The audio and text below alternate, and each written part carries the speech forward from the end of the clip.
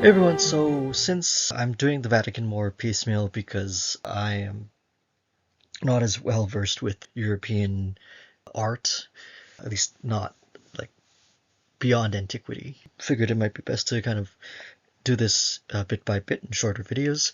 So one thing that I noticed, it's not actually the Vatican, but this is added to the Vatican in the game from when we last left off at the Fountain of the Sacrament, or yeah, near the Fountain of Confession in the game.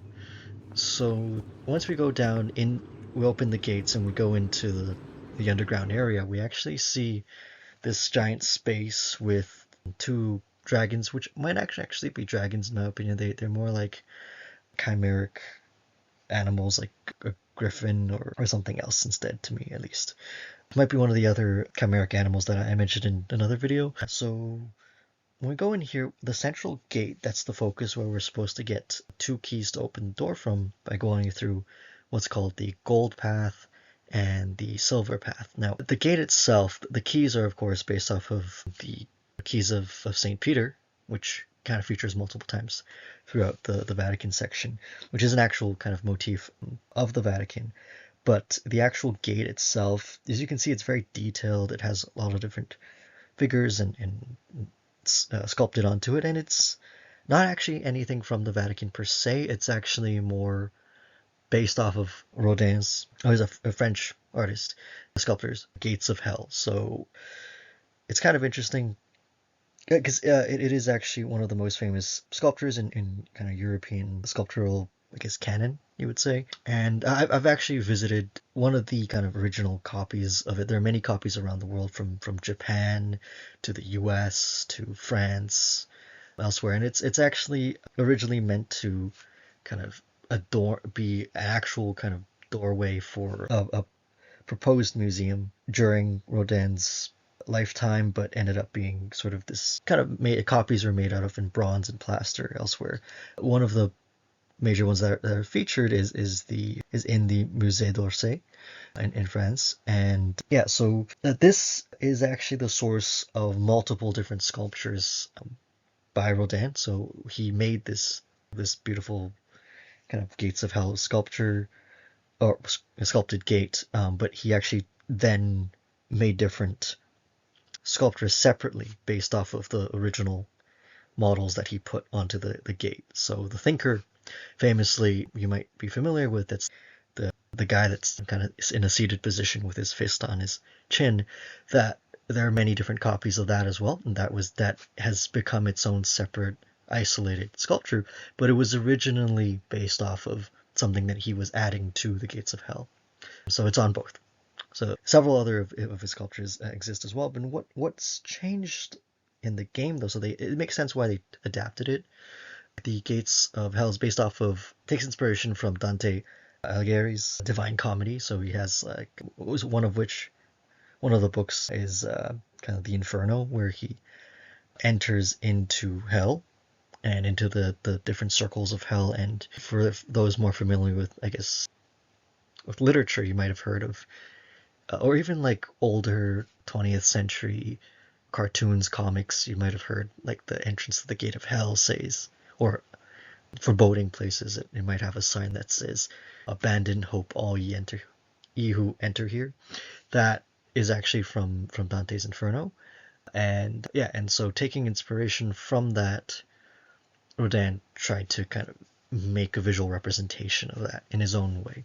And in the game, we actually have, it makes sense, right? And it also doesn't in some ways. We have, in the game, we have the Gates of Hell repurposed for this giant entrance into the subterranean area. And an interesting point, actually, I also want to quickly interject, is that I did see some folks who were Catholic or Christian who, when they played this game, they felt that it was kind of a representation of hell or evil or something like that. And I would say yes and no.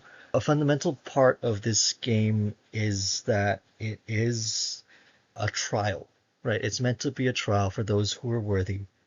It's a test of faith. These are tests of faith. These are not reputation. They're not like representations of evil worship or devil worship or anything like that. So important point to keep in mind. And none of the figures that are featured here are actually connected to the story of Noah's Ark in any way, shape, or form. So it's actually, there's no kind of literary connection here or artistic connection here beyond the fact that it is the gates of hell. And I think they wanted to mix it together with the kind of the theme of flames and things like that. It also has a meaning though. They've repurposed it to kind of represent Noah's flood instead, right? So all the figures you see here, instead of being kind of the gates of hell, it is the gate of Noah's flood, basically, instead. And that said, there is a very weird kind of meta happenstance, maybe, connection in the sense that Rodin himself called his gates of hell a sculpture his Noah's Ark, in the sense that, again, it is the source of a lot of his more isolated sculptures. So, again, The Thinker, The Kiss, Three Shades, The Prodigal Son, Fugitive Love, Adam and Eve are all pieces that originally for the Gates of Hell, but then enlarged and made separate. So that's really the only connection I have found at all that connects to anything to Noah's Ark. It doesn't, but it is a very cool design that they're just repurposing to make it Noah's Flood Gate, I guess. Or is that the pun? Noah's Flood Gate? Gate of Noah's Flood? Maybe I'm overthinking that part, but there's a second weird kind of connection in the sense that, and this is arguably like tangential. Either some artist maybe was on the thinking along the same lines, or they just ended up kind of because people recycle similar motifs. Dante's Inferno, he goes through hell and purgatory and paradise, and in some cases, purgatory is portrayed as almost this multi-circled ring tower, and hell is also sometimes represented as kind of a reverse tower going downwards from the different circles of hell, going spiraling until you see the worst offenders, the worst sinners in the mouth of a beast.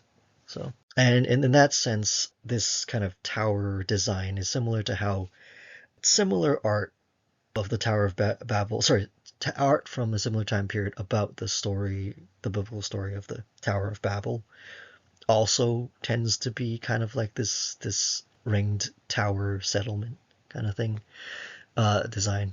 It's a settlement thing. I'm not being a very technical archaeologist, am I, right now when I'm describing it? But yeah, and the Tower of Babel, of course, is mixed into the Noah's Ark story in the game. Gerat was where Noah's Ark stopped, and the ship was stored, and where everybody dispersed after the Ark, after they departed the Ark.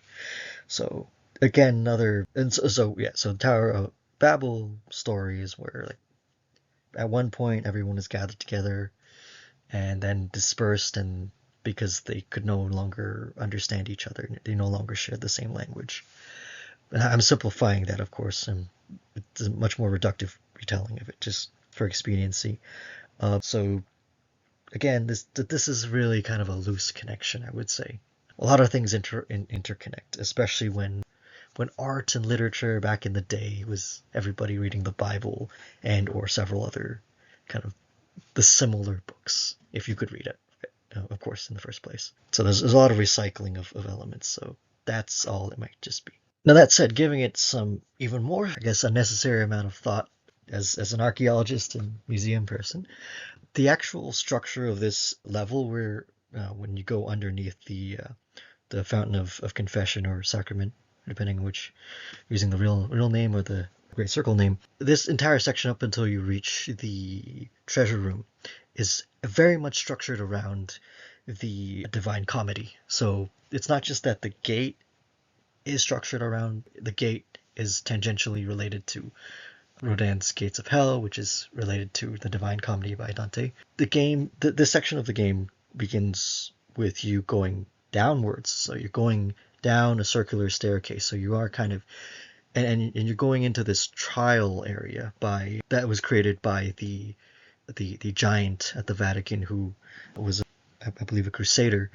And yeah, you're going into this kind of hellish flame area where you're dealing with the gold trial and the silver trial, and then which leads you to this kind of mock-up of this reimagined Noah's flood gate that opens up after you get the keys to heaven, which are the St. Peter's keys, okay?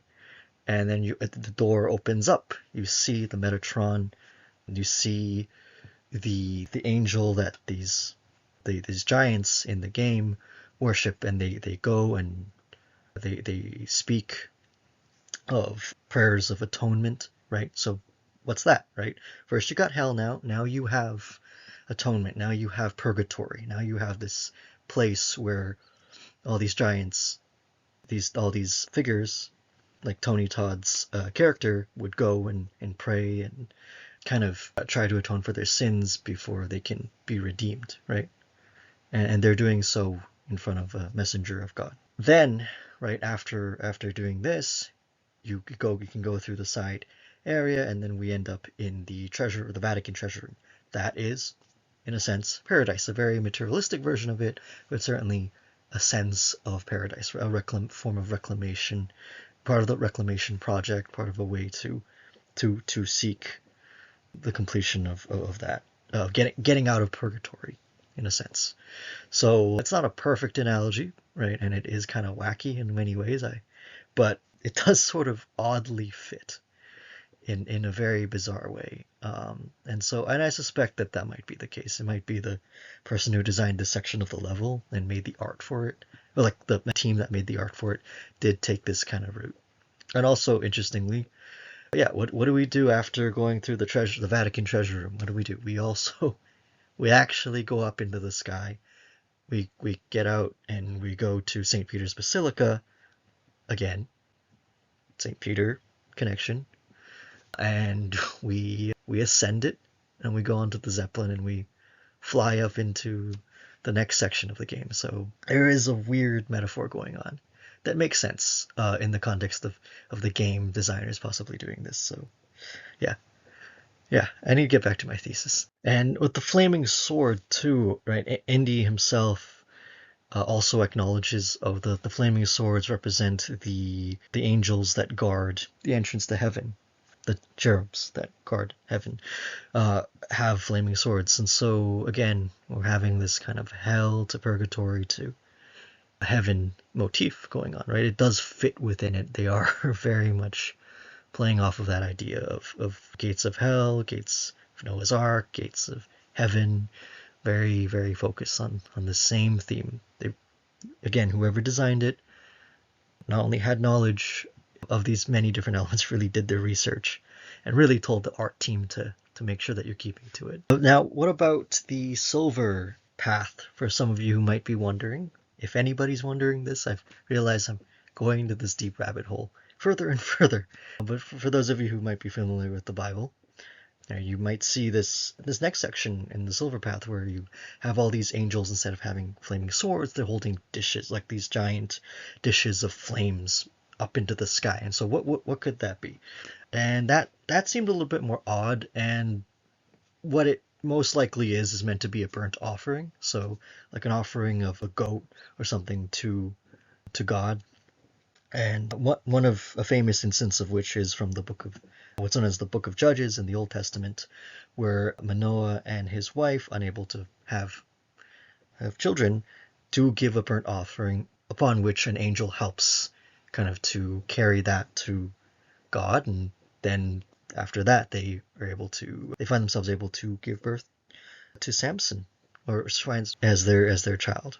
Whether there's a Samson, he isn't really a giant, but he has incredible strength in many ways, and I think this might be more of a bit of an add-on, because Indy doesn't really say anything about the silver path as much as he does with the flaming swords in the gold path. So, but still, very, very interesting how they really go into the minutiae of this game.